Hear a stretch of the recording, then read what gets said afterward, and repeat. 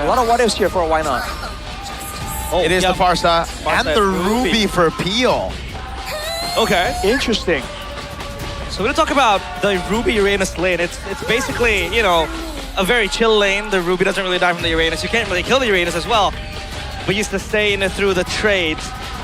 But on a team fight though, it'll be very interesting to see how it functions. Now the one last pick for Bigetron by Vitality. Surely it should be the Hirara, no? It should be. But I guess the Ruby, maybe it's a bit of a concern. Because the Farsa, you could just go in. I think any assassin you go for will be a bit of a concern, right? Unless you want to go like Harley here. Yeah. No. Wow. But on Hey, no Hirara. Thank you. No, Thank you, come Goat. on. With no Hirara picks being shown in the Land of Dawn. A bit odd, don't you think? But the game will still roll. It is Navi against Bigetron by Vitality. Game 1. Let's get it. Here we go. And Toryu in the jungle against Niall. Paquito Harley matchup. Oh yeah. The Paquito Harley matchup is going to be very interesting because you know, the Harley can just bob and weave out of you when the Paquito wants to kind of go in for the combo, right? Yep, with the burst. But the Farsa Navaria though, it'll be very interesting to see how GZ uses the Farsa. One of his most favorite hero in MPL ID. Yeah, he doesn't miss on the Feather Airstrike, man. He's so precise on these skill shot heroes. But yes. Also, a good question would be, how would Bigetron deal with, how do they deal with this with the healers? Because like they've only been on the attacking side as healers. Eman's doing a good job though, really utilizing this Claude to bully Zeon in lane. Oh, beautifully done. Zeon still tries to walk up and he gets punished heavily by Eman on the Claude. That's pretty rough, man. Yeah, the emblems as well. He's going with the fighter emblem with the Festival of Blood, so he wants Eman's trying to get more sustain, more trades. Whoa! Hey! What? That's a mistake. He tapped into skill too. Now is that a bait? Is that a bait? Now Deadly Magic. Oh, the Purify instantly. They're trying to do as much damage as possible. Bait it out, but the Purify will be the only resource burnt out by Mr. Zeon. Fantastic hold from Zeon, avoiding the gank. So obviously that should be a setup for Niall to just come in. Eman, being the live bait he is. So far though, feels like Bigetron will get tempo onto the turtle. All right, I think with that tempo, then they can use the Bellaric as a more reactive tool, because honestly, the Bellaric doesn't really engage that well. Like, even at level 4 with the ultimate, he needs a flicker. So now they can try and use this. Oh, Astro Echo already popped early on though, Shogun. Yep, Deadly Magic as well. Car's gonna try to walk up, let's get the Star Shatter landing, but Shogun will be bursted down. Has the Consecration, has the Purify as well. The Feather Airstrike coming out as Niall goes in for a bit more poke and spin.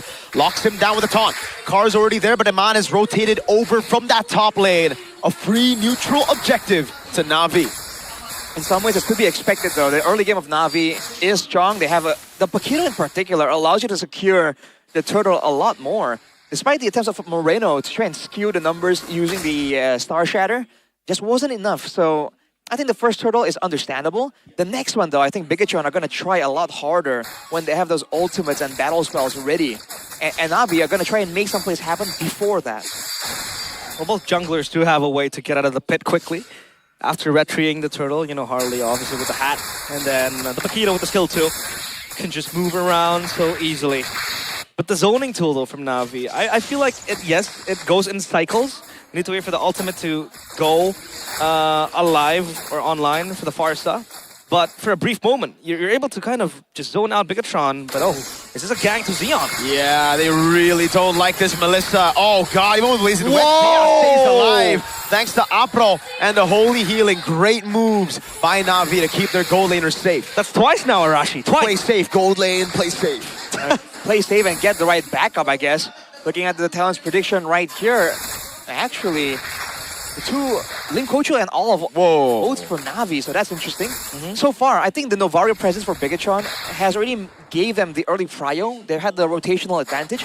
But when it comes down to securing the kills, they're doing a lot of creative things here. The Star Shatter combined with the Deadly Magic with the Blazing Duet, and still Navi are able to react quite well. But this also means that they are stuck reacting and not really proactively looking for things for Andoryu. And like I mentioned, the Paquito getting to Snowball would be a great benefit for Navi. Yeah, and Navi, I think they also have another thing that they can bank on, is this Melissa, right? Just keeping it alive wait for it to scale, get to the late game, and then the Rafaela will just play that defense, that haram ball we talked about for a brief moment in the Why last not week. Arteta? Why not Arteta? Mikkel, why not? Oh, they're gonna burst down cars. Oh, all the way with a Star Shatter as well.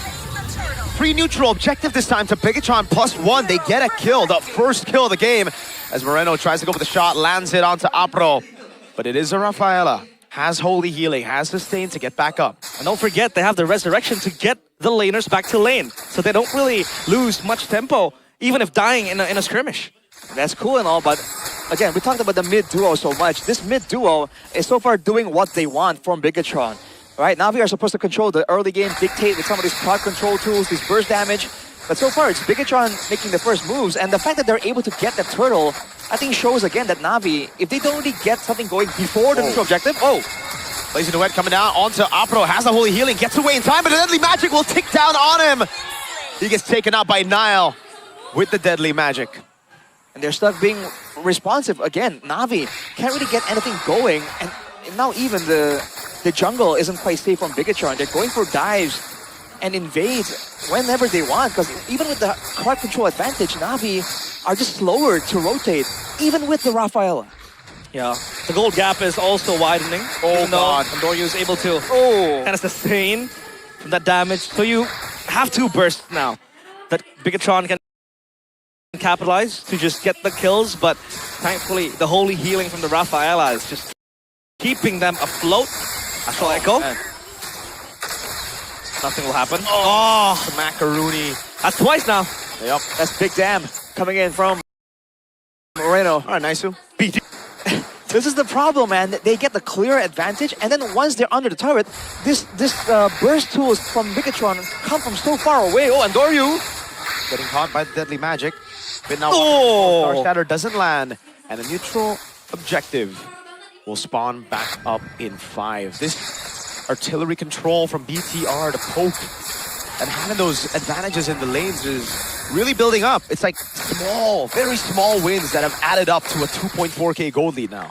And again, Bigetron have very low commitment playmaking tools, right? Yup. Astral Echo, oh, we get something, we get something. If we don't, we back away. Nothing much is lost. For Navi, that's not the case, man. When they go in, they have to commit. And Finn is looking for a moment, definitely hiding in the bush here. Let's see. They can react. Cars. It goes in. Oh, everything's thrown at him. He's able to flicker out of control. Oh! Shadow lands on cars, but the holy healing keeps him safe with the help of the photo. Another free neutral objective but to BTR, all through the poke and zone of the composition. Arashi Navi has never made the first move, and even if they did, it never really was able to give them any lead, any wins. Is this going to be one of those angles where Navi plays the late game, plays the Haram ball and just defend for their life? I think the issue is that it's not that simple, right? If you Haram ball against a normal team with a Farsa and Melissa, all right, it's pretty good. You have good odds here. You're up against a Harley and Novaria, right? In the base, you're not exactly safe, but Zeon? Yeah. Oh, I mean, really good pin. Has the Purify to get out. Now dishes out the damage back, and now the Astral Echo comes around with Nile on the deadly magic.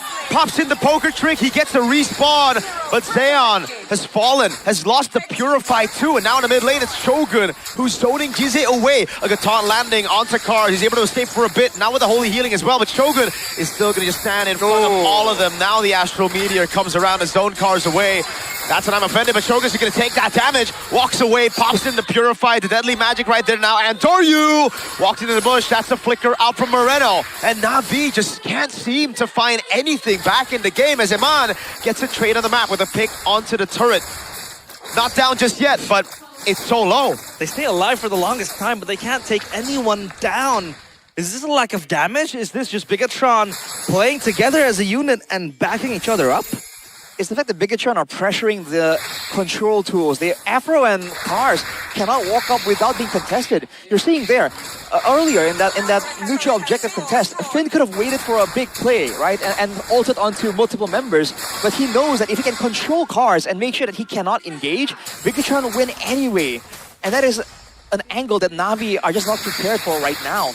Their only real angle is going for some kind of flank, because if they wait and play defensively, you've seen that nowhere is safe, man. At any moment, a Star Shatter can chunk you down to half HP. At any moment, Nile can come in and get the burst damage done and get out. Again, low commitment tools from Bigetron is giving them everything this game. Well, Kars hasn't really been able to find an I'm offended play. Somehow it's very hard when Bigetron are just all around the map, and now they have dibs on this Lord. Andorio will work on the top side wave and possibly create that pushing lane for Navi to potentially benefit from, but I don't think this contest will go through. Bigetron get their hands on the Lord. A very slow approach, I would say. 3 kills on 9 minutes, even if the tempo and the action has been very fast-paced. That's why it just gets really difficult for Navi. I think with the composition as well, right? Like, you look at this composition and you're thinking it's just a mix of kind of everything. It's a jack of all trades, but a master at none. Meanwhile, for Bigetron, the reason they go for the Harley as well is because they know, why do we even need to commit to a Hirara? Why do we even need to try to play early game when Navi, their entire MPL ID Season 18 so far, has been playing on the back foot, has been playing on the reactive style? Bigetron will just scale better. That's the game plan, and they have done that. Navi, again, show how, I think... What is the word? What is it? I guess I'll just use bad. It's. I had to think about it because the only word I could think of is bad. But how bad they are at playing the proactive game. Right, how they lack the proactiveness, basically. I mean, I think that really works out. And that's where the Baloric pick as well. It was very early for Bigetron, but it is exactly what's causing Navi to be... They were already a hesitant early game. They're not really proactive. But now against the Baloric, even more so. Him concealing. Oh, man. Okay. I thought that was going to land on Afro instead of Cars. That would have been some big damage, but only lands on Cars. Swift Trinity completed. They'll be able to zone and clear out these creeps coming in for the siege, but Bigetron have some proper artillery. Yep. Massive play, but the Purified comes around for a mount to get away now as Finn is able to flicker out the safety as well, but the Muddles is still right there, connected on Finn. Good defense from Navi. Now the deadly magic on Cars with no I'm offended. Nile unable to burst him down, and we are back to Haram MLBB. Hey. Why not Arteta? Navirsenal playing this defense game. Our first taste of Park the Bus in that base. They're able to the whole Lanadon. park in Lanadon. It's a free parking lane. I mean, there isn't a Johnson, right, in front of their eyes. So Hey, Navi's all Indonesia's parking thing is going to be increased, I think. Parking fee. So, got to be careful, Navi. I do agree. Let's see how it goes. Again, this plays into what Mirko was talking about. They don't really like playing proactive. It's all reactive. But right now, again, Bigetron understands how to crack open bases. All right, you're seeing them prod earlier. The play from Nile, the random quote-unquote deadly magic. It looks kind of funny now, but they're kind of prodding at Navi and seeing what reactions they can draw out from it.